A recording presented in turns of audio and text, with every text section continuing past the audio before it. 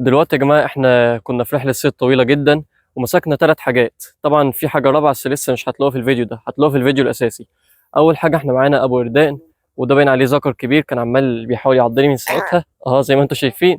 وتاني حاجة معانا باشق قراصي، ده واحد من أشهر أنواع البواشق اللي بتيجي مهاجرة لمصر من قارة أوروبا. ومعانا كمان بومة الأشجار الأوروبية المخططة، هي بتيجي مرة واحدة في السنة، واحنا الحمد لله عرفنا نصطادها في الفيديو ده. كل الحاجات اللي أنا بصطادها دي بصطادها لغرض إن احنا نتعلم عن الكائنات بس مش أكتر، وبعد كده بطلق سراحهم تاني.